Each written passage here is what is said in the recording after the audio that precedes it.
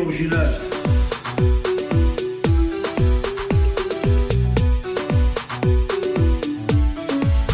Original.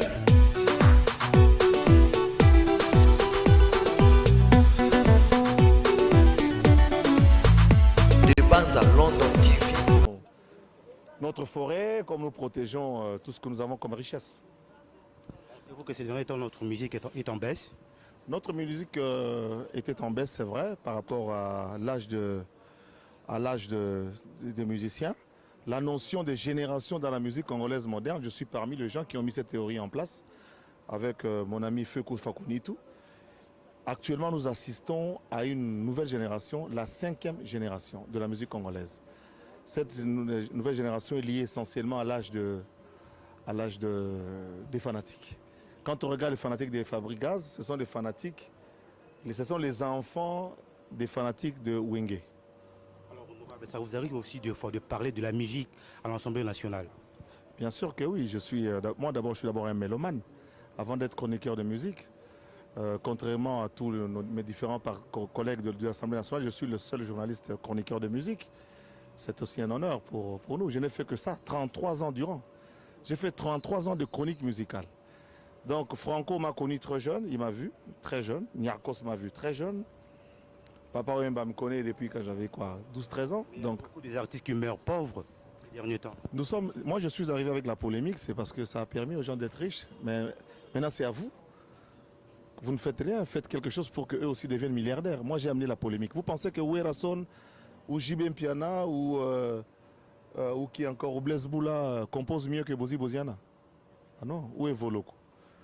Les autres n'ont pas eu des Zakari Barbasso. Eux, ils ont eu la chance d'avoir Zakari Barbasso. Donc j'ai fait monter et le niveau du journaliste et les musiciens à un certain seuil. Vous arrêtez d'être partisans. Vous, on sait que non, oh, bah, jeunesse, ça fabrique gaz. Oh, bah, jeunesse, c'est un tel. Oh, bah, jeunesse, c'est un tel. Non. Le temps où guerre, comment il guerre? On a place à Ouera, mon tuto est bien. Parce que l'injustice, c'est là qui en verrier. Pour histoire à Wenge na Robeta, il y a tous aïe na évité. Na Zalarate, ou Empire Bakuba na évité. Mais histoire à Wenge na Robeta, on débat passer ensemble, on débat coller ensemble. Na histoire, il y en a na zanani. Comment ça n'a pas collaborateur Bradura et moi na Mobutu? Le temps bazaro ya vraiment na Mobutu aya, ba ça plan na oloba, na oloba. Ouera na son na ya azaro no jiba oloba. Jibe azaro oloba na place ya. Mutazaro pesa idée, Ouera son na Blaise Boula. Didier Marcel Aye, donc, à l'Obaroné, parole de l'honorable. Donc, Fabregas, il faut le protéger. Vraiment, on a jaloux makasi na Bapetio. Parce que d'abord, on a le roi richesse mobo et honneur à Mboke. Si on peut parler du Congo aujourd'hui, il y a Fabregas. Alors, Fabregas a chaud. Réaction des amis par rapport à la déclaration à honorable Zakari Baba. En tout cas, Bisso Soki Njambete. Bisso Toya qui musique, to côté honorable Zakari Baba, c'est déjà. Et c'est on a vu comment on a à la hauteur. Bon, on s'en va aller, bisous de voilà.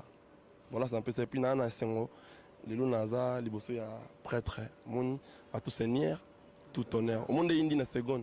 Mais c'est quoi, il y a un fanatique, mais il y a un fanatique. Bien sûr que oui, on a bien dans la fanatique, c'est-à-dire que à la maison, mais ce qu'on dit, mon édo, on va Roma, arabe, on a les Jokwempa. Bien la fanatique, mais fanatisme, il est partir à mer. Donc, femme à vie. La musique à petit. Honorable Nzemoni a Fabregas au Kanga morceau 20.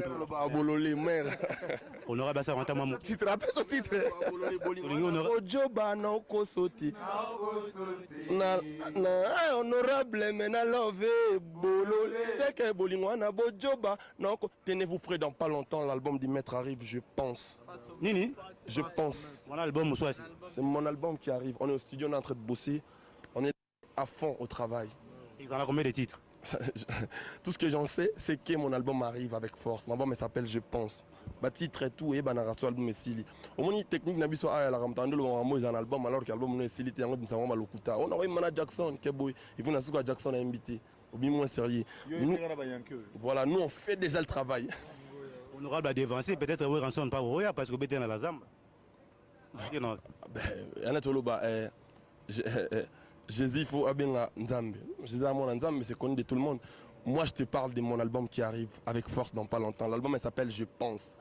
tobenga ba congolais ba cultiver esprit pensif na bango ba trouva kanisa avant ma réaction moni ba bêtise ça ma trop parce qu'on réfléchit pas avant de réagir.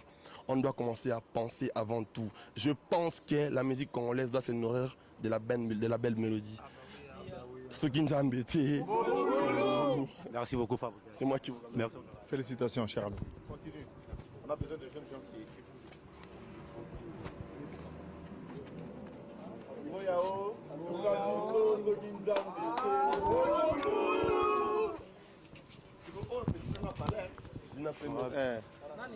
Mboloko Mbangu. Pourquoi? À la recherche. Sa propre charge. Merci beaucoup, honorable.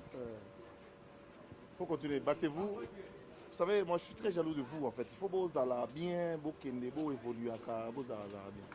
Vous savez, on est comme si un député. La polémique, vous allez à 4h20. Quand la tchali ba mamo. Ok. Vous avez comme gouverneur, vous avez un budget musique, na sport, vous avez pour Kinshasa, c'est 300 millions de dollars par an. Et puis il n'y a rien. Babeta kaso na mun terrain mon côté, babeta terrain mon boy. Oye pe fini yakin. Kina mbushima iba otonga stade. Obi gele mo déranger. En tant que natif à Kinshasa, mais le mal pour na kineti mutumo bata renaissance boyebi. On a changé équipe na âge. Na mukolo pour 51 na go changer équipe. Na mtabilima. Donc moi ba réalité qui ne peut déranger au fort hein. Ote ngana kinwa o yateke na mpa ngana ya makolote na ngana fidélité. Ngana ikuta ngaya. Moi au thème là après au dossier sous. Afdel. Non Marambakin banzela banine. Oh, linga facile que ça nga ite mututa yebi que ça ba boulot tous les jours hein? Parce que ville ya Kinshasa eleki katanga na la. Kinshasa eleki katanga na la. Ya normal te que tous ba modèle so ki dembule noki. Dans le moment présence il y a Singama Tembele India Force. On a besoin ville Oyo et évoluer. Nous avons un président jeune, très jeune et qui veut voir les jeunes être propulsés. Comment veux-tu une ville de Kessar à 300 millions de dollars, 4 mois à hôtel de ville basé payé? Après ça, il faut quitter, il faut tout le monde comme Moussous. Tout le monde comme pas. Des heures comme Mawa. Parce que c'est sûr, tu as déjà budget. Donc, on dépend de combien pour la. Na ali solo ya fimbu ba mona fimbu te mais na sala musala mo ebeleta na côté na parlement na sala na ponaki pona za sectoriel. Lelo tsoko tali ba tata wa botinga izakari ba baso na consacrer mandat pona bango. Lelo na ba rond-point tout au mona carmo etelemi ba policier. Lelo policier tout akoma kolata policier tout akoma na numéro policier tout salaire na ye ya 10 000 mais na banque. Na sala musala munene ba solo ba na TVT. Do ba enseignant ba infirmier lukuta mabe na betela bino fimbu te mais bo voter biso 51 na kin na ranga mote na betela bino fimbu na mando oya pour bo voter ngaka ponga na lobaka na ngai bolé na konza budget actuel culture na biso budget nango ezali munene notamment à travers fonds de promotion culturelle et lelo ce que nous demandons aux artistes va se constituer na association et comme une entreprise. C'est-à-dire quoi Fabrigaz a lelo a comme entreprise Fabrigaz a qui na ministère de la culture va payer mbongo ya fonds de promotion culturelle.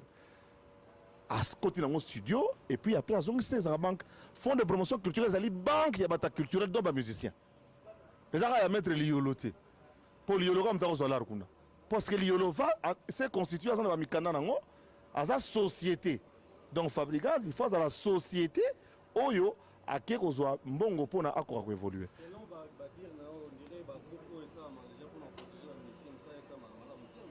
Bafoka ba trop.